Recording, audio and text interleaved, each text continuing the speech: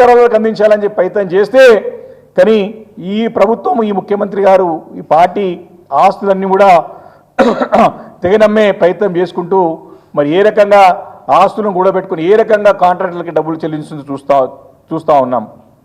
ఒకటే ఒక ఉదాహరణ, సుమారు కేసీఆర్ గారు మరి ప్రభుత్వం అప్పుడు ఉన్నటువంటి పురపాలక శాఖ మంత్రిగా ఐటీ శాఖ మంత్రి ఇండస్ట్రీ మంత్రి ఉన్నటువంటి కేటీఆర్ గారు ఎంతో కష్టపడి 17,000 కోట్ల రూపాయలు 17,000 ఎకరాలని మరి ఫార్మాసిటీ గురించి సేకరిస్తే మరి అదే 17,000 ఎకరాలని మేము ప్రభుత్వంలోకి వచ్చిన తర్వాత తిరిగి రైతులకి ఇచ్చివేస్తామని చెప్పినటువంటి ఈ నాయకులు, ఈ ముఖ్యమంత్రి, ఈ మంత్రులు వా మాట తప్పడమే కాకుండా ఈ కేసీఆర్ గారు కష్టపడి సమీకరించినటువంటి 17,000 ఎకరాలతో రియల్ ఎస్టేట్ దందా ఈరోజు ముఖ్యమంత్రి గారు చేస్తూ ఉన్నారు.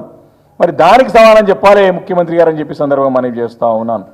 కాబట్టి ఇట్లా వారు గతంలో రేవంత్ రెడ్డి గారు ఆర్టీఐ ద్వారా రియల్ ఎస్టేట్ చేసినారు.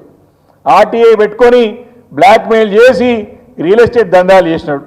ఈరోజు అధికారికంగా ప్రభుత్వ పరంగా ప్రజల ఆస్తులని, ప్రభుత్వ ఆస్తులని, పెద్ద భూములని కొల్లగొడతా ఉన్నారు. వాటిని మా నాయకుడు కేటీఆర్ గారు, హరీష్ రావు గారు ఆధారాలతో పాటు చెప్తే దానిపైన వివరణ ఇవ్వకుండా ఈ రకంగా భయపెట్టి ధోరణితో మరి యొక్క ప్రభుత్వం కానివ్వండి పిసిసి అధ్యక్షుడు ప్రయత్నం చేస్తూ ఉన్నారు. చాలా స్పష్టంగా చెప్తా ఉన్నాం. వారు ఎంత క్లియర్గా చెప్తా ఉంటారంటే వారి యొక్క వివరణలని నిన్న పిసిసి అధ్యక్షుడు మహేష్ కుమార్ గౌడ్ గారు, అదేవిధంగా మరి కొన్ని యొక్క సమాధానంలో మంత్రిగా ఉన్నటువంటి శ్రీధర్ బాబు గారు 170 కోట్ల రూపాయలని ఒక కమిషన్గా ఒక ఏజెన్సీకి ఇచ్చినాము అని సిగ్గు లేకుండా 170 కోట్ల రూపాయలని ఈ 10,000 కోట్లు రాబట్టడానికి ఒక కమిషన్ ఏజెంట్కి ఇచ్చినారంటే ఈ ప్రభుత్వం ఇంత దిగజారిపోయిందో అని చెప్పి సందర్భంగా మనం అర్థం చేసుకోవాల్సిన అవసరం ఉన్నది. 170 కోట్ల రూపాయలు ప్రభుత్వ సొమ్ము, ప్రజల ఆస్తి, ప్రజల కష్టంతో కూడగొట్టిన ట్యాక్స్ మనీ, వారి అనాయాలు వారి మధ్యలో బ్రోకర్లకి 170 కోట్ల రూపాయలను చెల్లించిందంటే ఎంత దిగజారిపోయి ఈరోజు ప్రభుత్వం చెలాయిస్తుందో ఒకసారి మనం స్పష్టంగా అర్థం చేసుకోవచ్చు. ఒకరేమో వారు స్పష్టంగా అడుగుతారు, మరి మీరు మార్టిగేజ్ చేసి 10,000 కోట్లు తీసుకొచ్చారు కదా అంటే, మరి గతంలో చాలా సందర్భాల్లో నేను చూటి పరిస్థితి ఒకటే ఒక అంశం నేను చెప్తాను. 10,000 కోట్ల రూపాయలు వచ్చినాయి టీజేఐసిసికి రుణం ఇచ్చినటువంటి ఐసిఐసిఐ బ్యాంక్ అని చెప్పి గతంలో చాలా సందర్భాల్లో పేపర్లలో అన్ని ప్రధాన పత్రికల్లో అన్ని ప్రచార మాధ్యమాల్లో స్పష్టంగా వచ్చింది. చాలా క్లియర్గా ఉన్నాయి. ఇంట్లో 10,000 కోట్ల రూపాయలు టీజేఐసిసికి ఐసిఐసిఐ బ్యాంక్ నుంచి వచ్చిందని చెప్పేసి గతంలో ఎన్నడూ సమానం చెప్పలేనటువంటి ఐసిఐసిఐ బ్యాంకు నిన్న మా నాయకుడు చెప్పగానే వివరణకు దిగింది. మేము ఎలాంటి మార్టిగేజ్ చేయలేదు, కేవలం అకౌంట్ మాత్రమే మేము మెయింటైన్ చేస్తున్నామని చెప్పేసి ఒక స్టేట్మెంట్ ఐసిఐసిఐ బ్యాంక్ ఇచ్చింది. మరి ఇప్పుడు సమాధానం చెప్పాల్సిన అవసరం ఉన్నది ప్రభుత్వం పైన.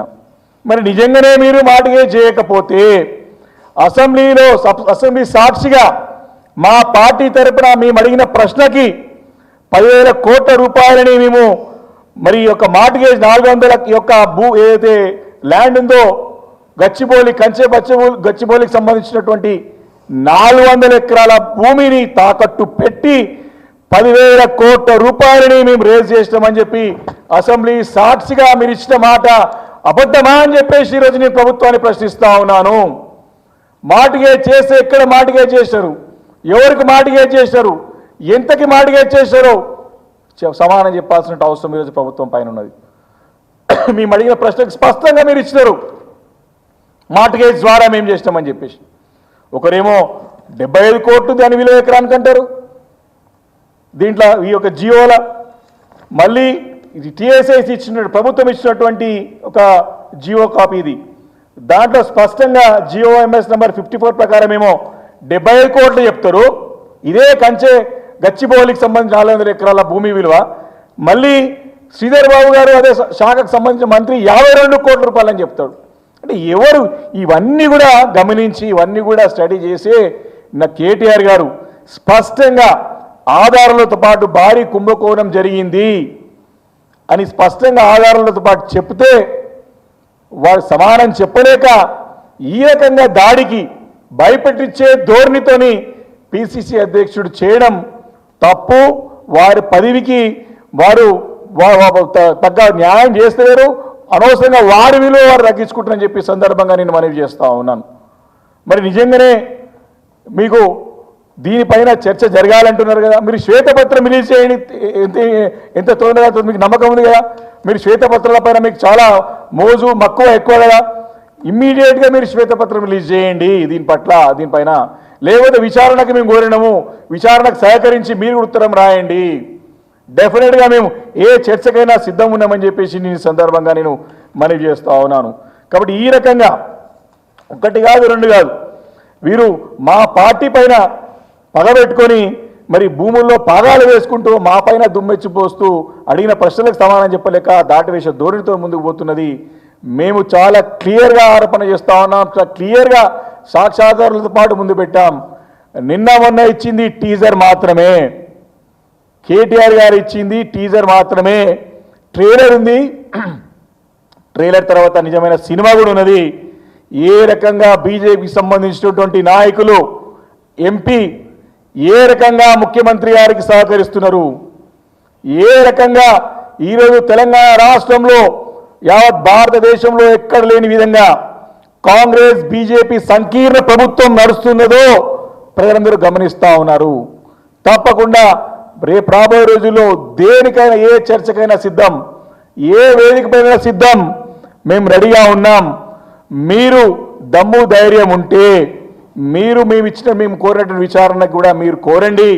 మీరు నిజంగా నిజాయితీ పరులు అయితే, నీకు దీంట్లో ఇలాంటి కుంభకోణం జరగకపోయేదంటే చేయలేదనుకుంటే మీరు డెఫినెట్గా మా పార్టీ నాయకుడు ఏ రకంగా కేటీఆర్ గారు ఆర్బీఐని కానివ్వండి, అదేవిధంగా ఏదో ఫ్రాడ్యులెంట్ చేసిందని చెప్పేసి మేము ఆరోపిస్తున్నామో వాటి సంస్థలన్నింటి కూడా మీరు కూడా లిఖితపూర్వకంగా ఇవ్వండి, మీ యొక్క నిజాయితీ నిరూపించుకోండి అని చెప్పి ఈ సందర్భంగా నేను మనవి చేస్తా ఉన్నాను. Thank you.